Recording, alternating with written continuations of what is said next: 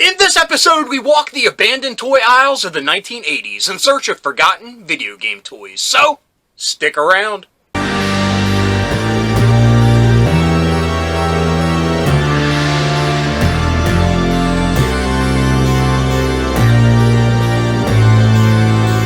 Hello, fellow dorks and dorkettes, and welcome to Plastic Ghosts.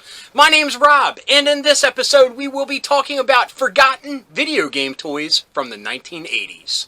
The history of video games started well before the 1980s, but it wasn't until the late 70s, early 80s when the world experienced a video game boom. And with that boom, arcade cabinets were popping up virtually everywhere. Video games were making their way into the household with video game consoles like Atari, Intellivision, ColecoVision, and dozens more. Video games were starting to hit the big time, and the characters in those games were starting to become woven within the tapestry of pop culture. Unfortunately, due to the quick and chaotic popularity of video games, there was an eventual collapse. Now, this fall of the video game industry is a very well documented event that happened, so we'll skip over the gory details. But what we will talk about are some of the casualties of this collapse in the form of toys. Now, like I said, these characters were beloved, and with that came trinkets. Now, these trinkets are far from the action figures that we see on the shelves today. Some of these very same characters have endured, and they're on the shelves at this very moment at your local Walmart or Target, as well as new video games that have caught the imagination of children and adults alike. We have everything from Sonic to Mario to Roblox to Five Nights at Freddy's. All these toys are on the shelves, and they're very well made.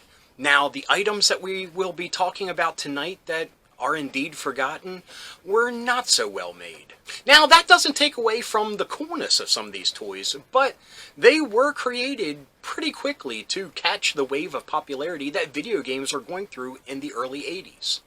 Now, a lot of these items, as we'll see, are things that are just, like I said, trinkets. They were small things that children and most things that explode on the pop culture scene, even adults, could collect. Like I said, the comings and goings of the video game industry in the late 70s and 80s are very well documented, and we won't tread on that ground anymore. But what we will do is take a look at the toys that were left in the wake.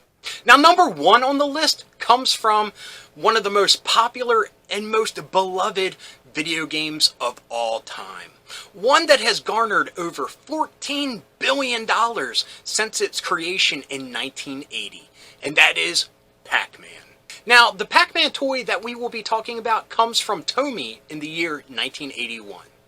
Now, 1981 was a very popular year for Pac-Man toys, and in the future we will be talking about a couple more that came out around that time. But for now, we will focus on the Tomi Wind-Up Pac-Man and Miss Pac-Man. Now, when Tomi released their Pac-Man toys in 1981, they opted to go the wind-up route. Now, Tomi was famous for awesome wind-up toys. Everything from boxers to robots to kangaroos.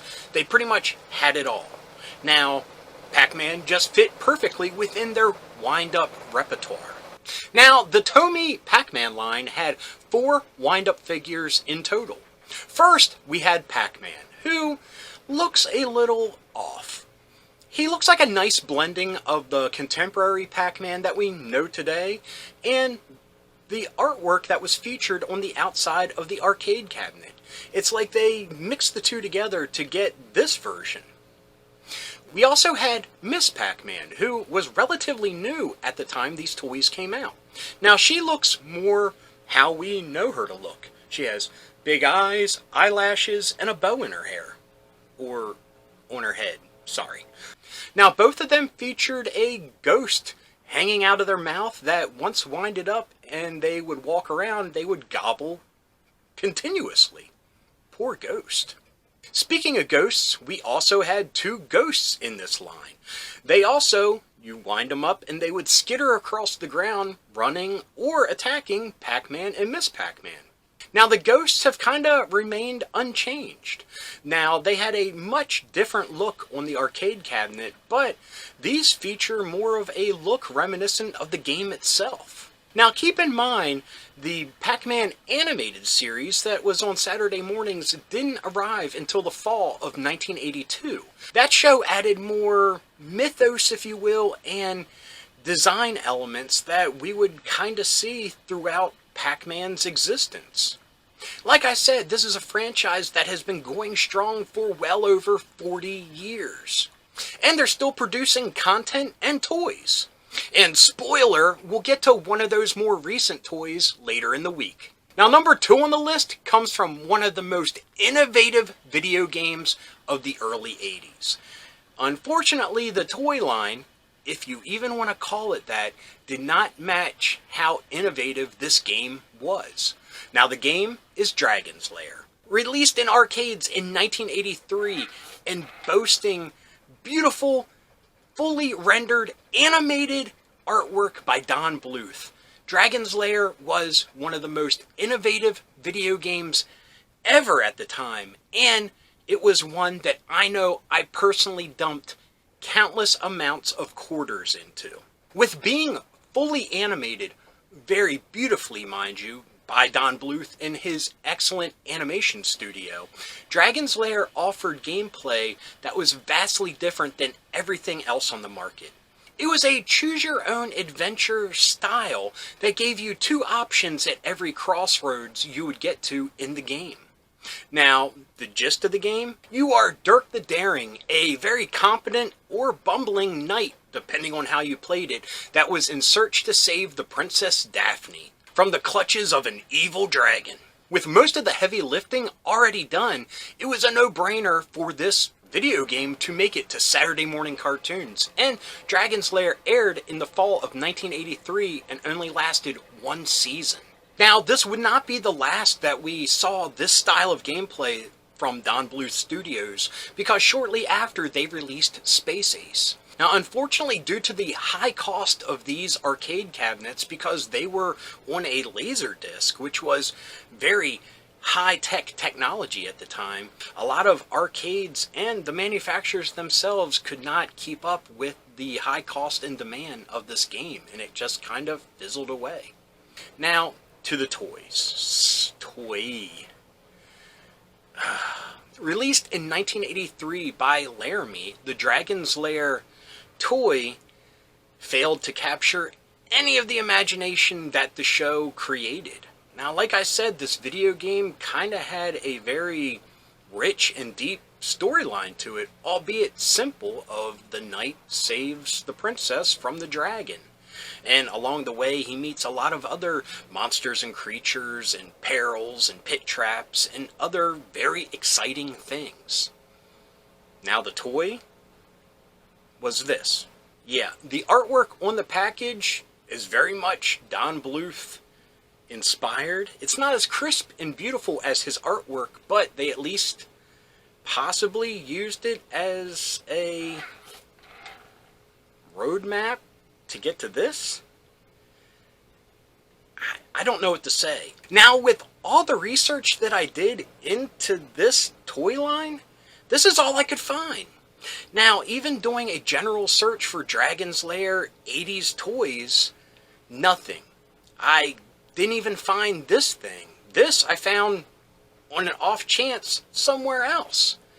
And the only real toy that I could find were the ones that were produced in the 2000s. And mind you, they are beautiful, and I would love to have them in my collection, but that's not what we're here to talk about. We're here to talk about the 80s, and this is truly a forgotten toy.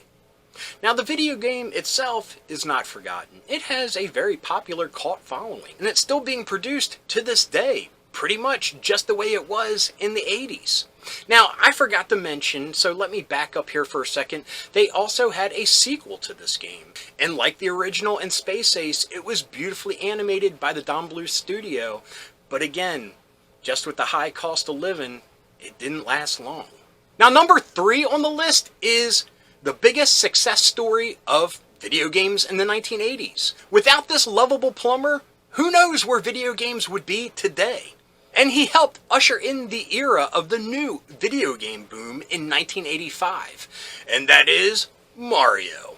Now, Mario and his brother Luigi had earlier success in the early 80s with the game Mario Brothers. And of course, Mario appeared here and there in titles like Donkey Kong and Donkey Kong Jr.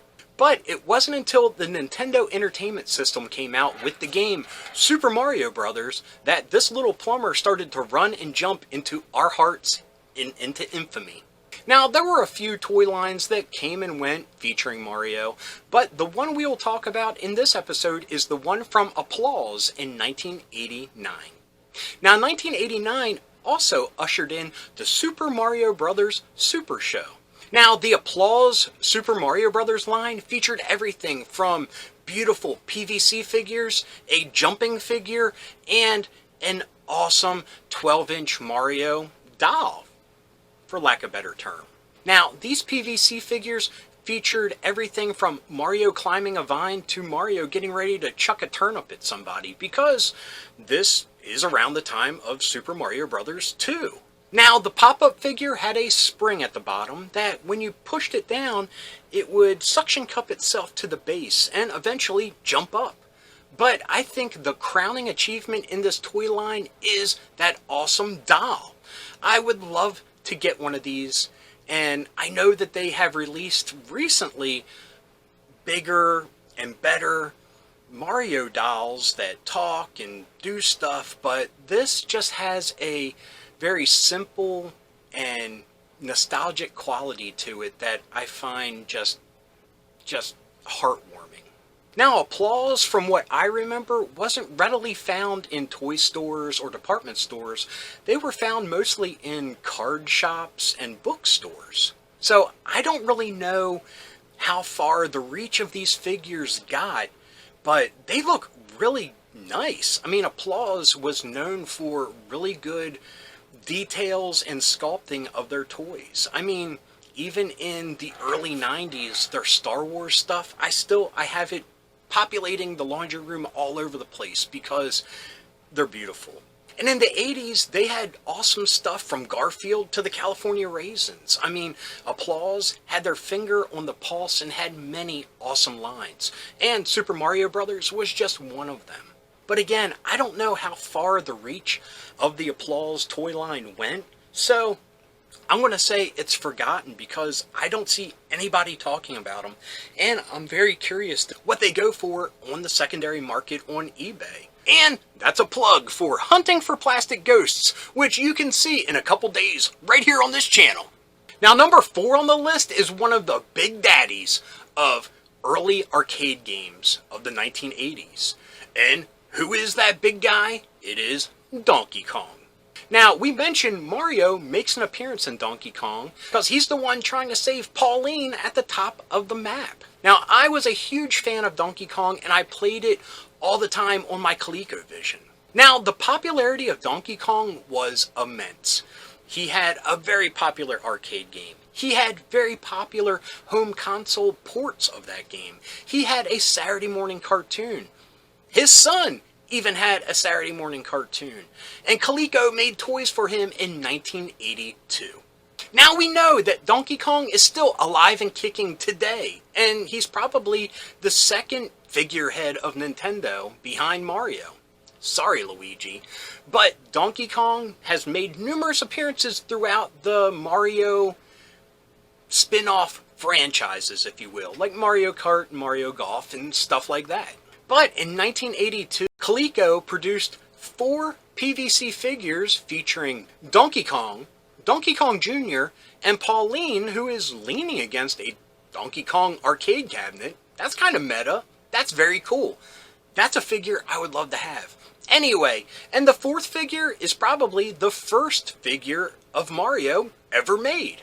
Now, he featured his more exaggerated features that were featured on the artwork of the cabinet, and pretty much the only thing he has in common with his modern version are the clothes that he's wearing. Now, I remember I was a fan of the Donkey Kong Jr. cartoon at the time, but I don't have any recollection of the Donkey Kong cartoon itself. Now, like I mentioned, I was a huge fan of the Donkey Kong game, and I loved Donkey Kong Jr. I would play both games for hours on end on my ColecoVision. And I would have loved to have these figures then, and I would love to have these figures now. Really curious to what they go for on the secondary market, because I would love to get that Pauline. Now, these characters are still alive and kicking, which I mentioned before, but let's break it down a little bit more. Now, here's a weird little factoid. Now, I don't know if it's 100% official, but the word on the street is the Donkey Kong Jr. from back then is now the Donkey Kong of today. And the Donkey Kong of the 80s is Cranky Kong that appeared in the Donkey Kong adventure games on the Super Nintendo. Now, Pauline has made an appearance recently in the Mario Odyssey game for the Switch, and she's a mayor of New Gonk City. So it's great to see all these characters that had a rich history with Nintendo are still thriving. Now, number 5 on the list is another game that I absolutely adored as a kid. It was one that, like Donkey Kong and Donkey Kong Jr., I spent countless hours playing on my ColecoVision. It was one that when I would find it in the arcades, in its cabinet, offered a really weird effect that I had not seen since. And that game was Q*bert, and the toys were from Kenner, 1983. Now, what I mentioned about the arcade cabinet, something that was revolutionary at the time that I've never seen duplicated, was, the game of Q*bert, you jump up and down a pyramid, changing the blocks that you jump on from one color to another. And in later levels, many more colors. You are dodging a snake dude, these little green guys that were pretty cool in the cartoon. And you would jump on these discs to get from mid-point of the pyramid to the top. So you could start over or escape the baddies that were after you. Anyway, whenever you fell off the pyramid in the arcade cabinet, you would hear, with his iconic meow, and you would hear him smack into the bottom of the cabinet.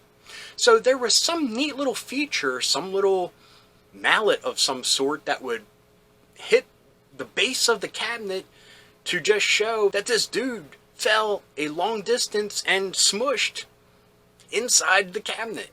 That was pretty cool, and something that really shocked and amazed me and made the arcade cabinet a destination whenever you would find it. I would pump so many quarters in that, and I would not be disappointed when I died. Anyway, the Kenner toys, they were released in 1983. Now, Kenner released a couple PVC figures of the little orange dude, we'll say, and the one that catches my eye is he's sporting some headphones on a skateboard. Very awesome. They also had a wind-up Q*bert and a plush Q*bert that I kind of have recollection of seeing almost everywhere. Now, it is made by Kenner, but it kind of has that carnival prize feel to it. And that's the thing, a lot of these toys appeared in plush form on the carnival circuit. These are generally knockoffs. Well, not generally. They were knockoffs all the time. And these are the plushies that I have the most recollection of because I was always trying to win them. And the Q*bert plush, like I said, is reminiscent of that carnival style, but it is indeed an official Kenner release. Now, I'm not 100% sure, but I believe these plushes came in different sizes. One was a smaller one with a loop in its head that you could hang it from something, and one may have been a bigger version, because from my research with the pictures that I found, I see some with a loop and some without. You have to imagine, when Kenner was releasing these in 1983, Star Wars was starting to dwindle, and Kenner kind of jumped on the bandwagon. And like I said, Q*bert were starting to make a push with a Saturday morning cartoon, albeit it had a different aesthetic to it, almost like a 50s greaser style, because Q*bert wore like a Letterman coat and had a t-shirt, and yeah, and he had arms. The character in the games never had arms, just legs and feet. But anyway, so I think they were trying for bigger and better things with the video game toy market, but with that collapse that was starting to happen, I think that just kind of fizzled out. And Kenner, for the most part, always seemed to be scrambling after Star Wars had run its course. But we're not here to put down Kenner. Now, this was just 5 forgotten video game toys from the 1980s. Now, like I always say, all these toys might not be forgotten to you. They might be some of your favorites. These might be some that you have fond memories of. And I'm not taking anything away from that. These just seem to be forgotten by the general populace.